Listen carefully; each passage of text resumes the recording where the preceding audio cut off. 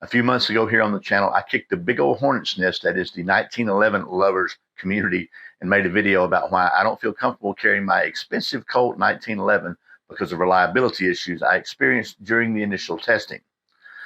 Well, after spending a couple of months licking my wounds and recovering my self-esteem from the numerous comments about my lack of manhood, I decided to give the 1911 another try. Only this time, I went the other direction in price and found the absolute cheapest 1911 in the world.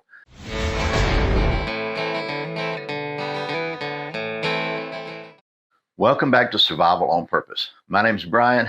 Thanks for joining me. As I said, today we're going to talk about the absolute lowest price 1911 in the world, as far as I could find, this Tisas 1911 A1 U.S. Army 45. And this was on sale a few weeks ago at Palmetto State Armory for $299.99. That's $300. So after paying $18 shipping, whatever the sales tax was, and a $25 FFL transfer fee to my local FFL, I've got $365 in this thing. So without any further rambling, I'm going to take you down to the old tabletop. We'll talk about the specs of this thing real quick. We'll get to the range, show you my initial testing for both accuracy and reliability, and you can decide what you think about this. Okay, first, let me show you what you'll get when you buy this pistol. It comes in a pretty nice plastic case. You got the pistol, an extra magazine, so it comes with 2 Metgar magazines, a cleaning brush, a cleaning rod, the manual back here, and a little tool for taking the barrel bushing and pushing pins out.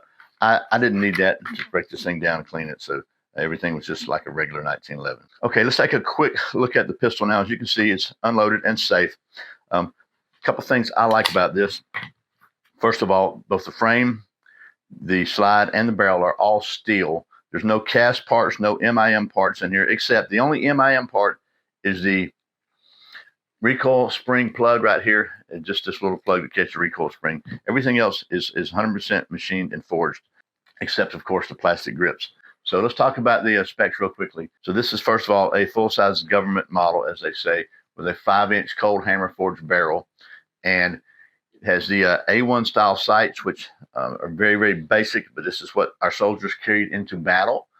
Checkered plastic grips, has the traditional military lanyard loop, and the finish on this one is gray Cerakote over manganese phosphate. The weight on this is 2 pounds 5 ounces.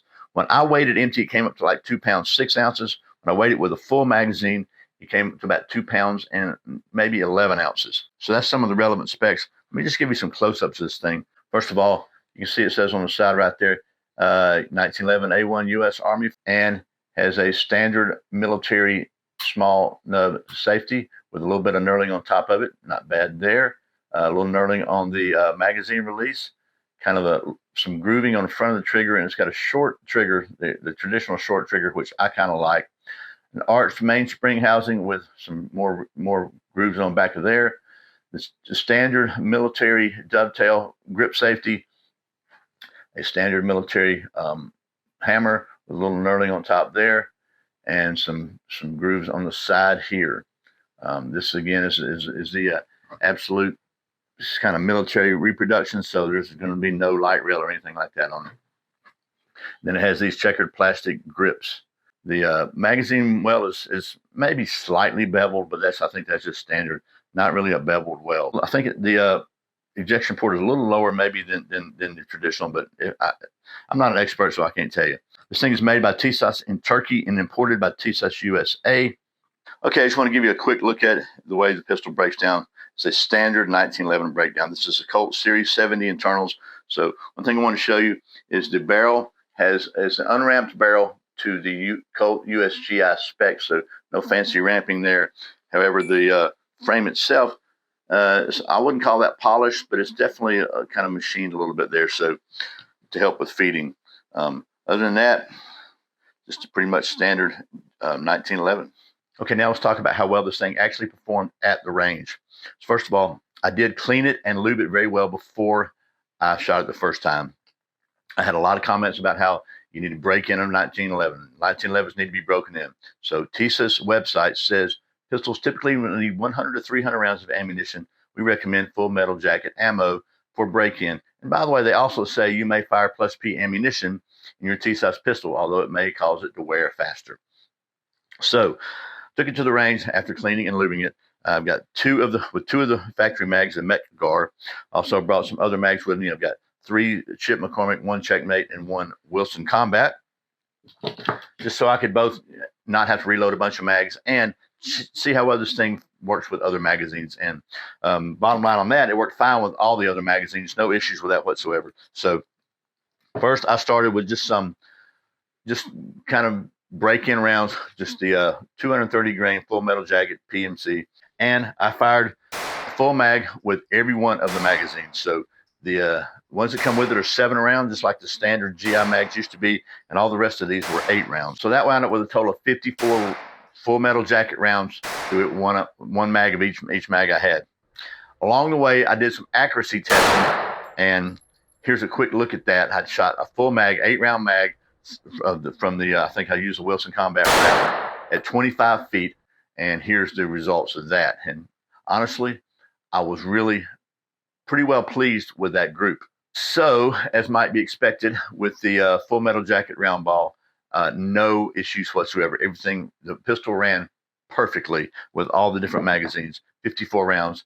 And to be fair, so did the very expensive Colt with full metal jacket rounds, no problem. So I decided to get into some hollow points, which is where the Colt started showing some problems, and started with the Ammo Inc. 230 grain jacketed hollow points going 920 feet per second, according to the specs. And I did a full magazine of the stock magazine and a full magazine of the Wilson Combat mag, 8 rounds. So 15 rounds of that, and no issues whatsoever. So I decided to stick from this point forward with the factory mags, the Met Gar, and went through some different ammo. Went through critical defense.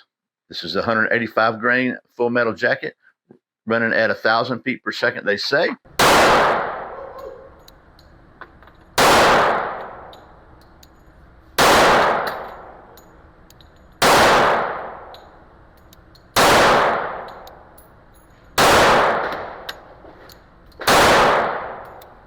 Full mag, no issues whatsoever with that. Next, I went to a critical duty. That's where I had a problem. With the factory mag, wound up with a last round failure to feed, and it was like right there, almost in. And I just reached up and just pushed it basically with my hand on my thumb, and it fired. It went into battery, then I fired it. So went next with the Hornady Black. This is a 185 grain jacketed hollow point with 970 feet per second. Full Met Gar mag, and I swapped the mags out. I didn't just use the same mag every time. No issues whatsoever. Perfectly flawless running. And so then I went with a mag of these Sierra Sport, big old gigantic hollow points. Again, full factory mag, Met Gar mag, no issues whatsoever. So just to be fair, to make sure that the issue with the critical duty wasn't just a magazine issue, I ran a Wilson Combat magazine full of those through, and again, I had another malfunction, failure to feed on the last round. This one, I actually had to clear the magazine, clear the pistol before I could get it to run again. I loaded the same round back in a mag with another one for a backer, and they both ran fine there. So that brought me up to, let me look at my notes here, 97 rounds. So not quite the 100 to 300, but we're getting there. So I went through and ran just some more round ball to bring the total up to 130 rounds total. So 130 rounds through this pistol so far. I had 2 failures to feed, both with critical duty ammo. All the other hollow points ran flawlessly in this thing. So what I'm going to do now is go ahead and leave it dirty. I'll probably put some oil on it, but I'm not going to clean it. We're going to take it to the range again soon and try to get up to that 300 round count that they recommend, and see how it goes.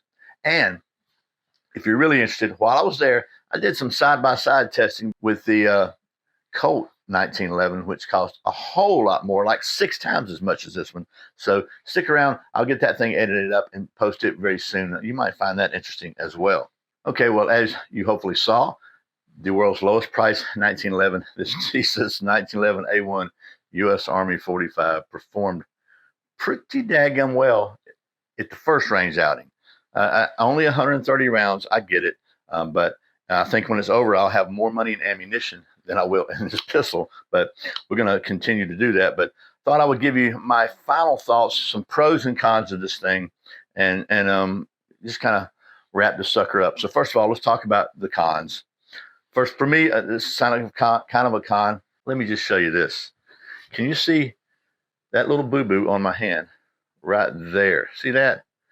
Well, that comes from this, if you can see that. Now, it's not hammer bite. Hammer bite would be when the hammer comes back and pinches it because your skin's rolled over. The hammer's not touching me. It's from that little thin GI style dovetail at the top of the grip safety. More modern ones have a wider one. This is a GI style, and it's not really sharp, but it's rounded a little bit, but it's enough of an edge there. It just dug in. So towards the end, the last few magazines, we're getting a little uncomfortable. Another con for me personally is the sights. And by the way, these are the sights that should be on this pistol because this is a reproduction of the pistol that our soldiers took into battle. So they're faithful to the reproduction, but they're not the greatest sights in the world. You see, there's no color here. There's no white. They're really hard to distinguish. Probably put a little dot of paint there will probably solve that problem or make it a lot easier anyway. And then finally, this may be a con for some people. The Cerakote finish is not as pretty as blued steel, in my opinion. There's just something about a blued steel pistol that looks like it's supposed to look. So, but let's talk about the pros now. Superman wears Chuck Norris undies. First of all, the big pro elephant in the room is obviously the price. This thing lists for $419, and you can find it. You're going to find it under $400 all over the place. That's a really good deal for a pistol, but doesn't matter how cheap it is if it doesn't function.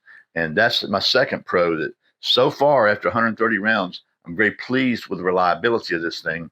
Again, only 2 failures to feed with the same ammo, 2 different mags, but the same ammo. All the other hollow point ammo ran flawlessly in this thing. So that's a big plus to me. Not only is it a very low budget pistol, but it seems to have the potential to be a very reliable pistol.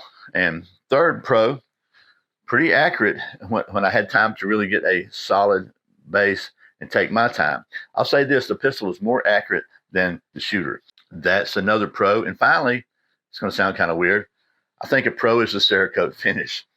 It certainly doesn't have that look of blued steel, but I think it's probably a lot tougher, a lot more protective than bluing, and so it's going to protect this gun better. And it also is kind of a matte finish, dull finish, so it doesn't really give it a shine. We'll see how it goes after some holster wear, but I think that's in my opinion, the finish is a pro on this one. So that is the Tisas 1911 A1 U.S. Army 45. Again, the absolute lowest price 1911 in the world as far as I could tell. Again, stay tuned. We're going to do a side-by-side comparison with the lowest price one, and certainly not the highest price one, but a much more expensive Colt 1911 in another video coming up soon. So I hope this has been helpful. I really and sincerely appreciate you watching Survival on Purpose. Remember, survival is not an accident, so be prepared. I'll see you next time.